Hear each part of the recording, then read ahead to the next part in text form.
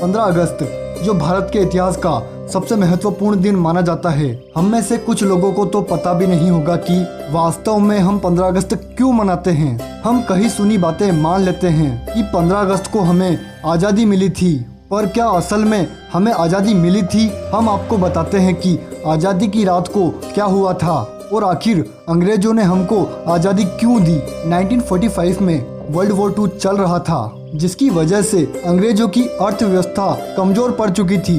अंग्रेजों को समझ नहीं आ रहा था कि वो भारत पर राज करे या फिर अपने देश को संभाले। इसी कारण से ब्रिटिश सरकार ने ऐलान कर दिया कि हम बहुत जल्द भारत को आज़ाद कर देंगे। फरवरी 1947 में लॉर्ड माउंटबेटन को ये कार्य सौंपा गया।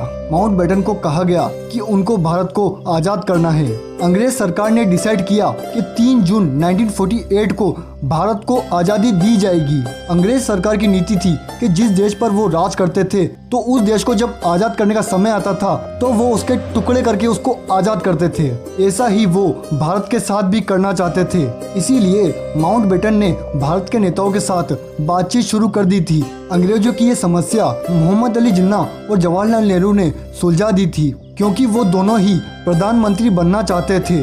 तो अंग्रेज सरकार ने मोहम्मद अली जिन्ना को पाकिस्तान का प्रधानमंत्री बना दिया और जवाहरलाल नेहरू को भारत का प्रधानमंत्री बना दिया। जो आज़ादी 1948 में मिलनी थी वो आज़ादी अब 1947 में मिलने वाली थी और आज़ादी की तारीख को 15 अगस्त रखा गया।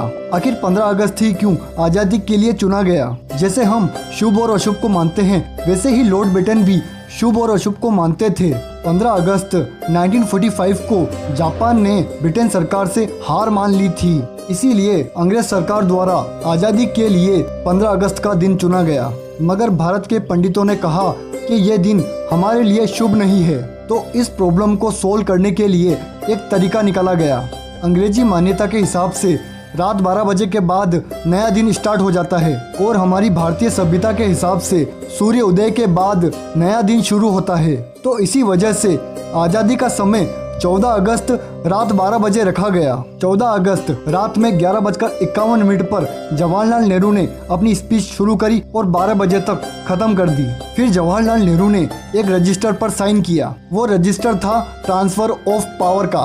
अंग्रेजों ने यह प्रस्ताव रखा था कि हम उनकी शर्तों को मानेंगे तो ही वो हमको आज़ादी देंगे। वो शर्तें थी, भारत हमेशा अंग्रेजों के अधीन रहेगा, क्योंकि ब्रिटेन की महारानी 71 देशों की रानी है, जिनमें से एक देश भारत भी है। ब्रिटेन की महारानी को इन देशों में जाने के लिए वीजा की कोई आवश्यकता नहीं पड़ती। अगर भारत के प्रधानमंत्री को दूसरे देश में जाना हो तो उनको वीजा की जरूरत पड़ती है, लेकिन ब्रिटेन की महारानी को वीजा की जरूरत नहीं पड़ती। ऐसा क्यों?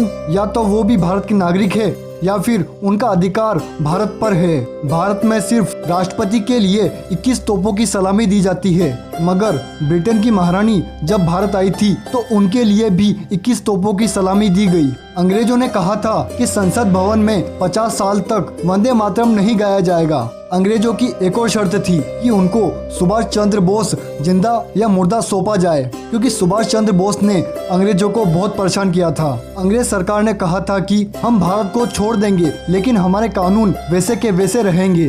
अंग्रेजों के बनाए हुए 34,735 कानून आज भी वैसे ही चल रहे हैं। Indian police act, Indian education act, Indian criminal procedure act जैसे बहुत सारे एक्ट चल रहे हैं। अंग्रेजों की एक और शर्त थी कि जो भवन उन्होंने बनाए हैं उन्हें कोई नहीं तोड़ेगा। जो हमारा आज का एजुकेशन सिस्टम है वो भी अंग्रेजों के द्वारा ही बनाया गया है। इस एजुकेशन सिस्टम में पढ़कर भारत का युवा सिर्फ नौकर बन सकता है। इसी कारण से हमारा भारत इतना पीछे है। अंग्रेजों के द्वारा राशन कार्ड भी बनाया गया था, जो आज भी वैसे ही चल रहा है। इन सब शर्तों को मानकर ही हमको आज़ादी मिली। क्या सच में जो हमको मिली वो आज़ादी थी? ये थी आज़ादी की रात की पूरी सच्चाई। अपने आप को बेहतर बनाने की पूरी कोशिश करें। Be the best version of your self.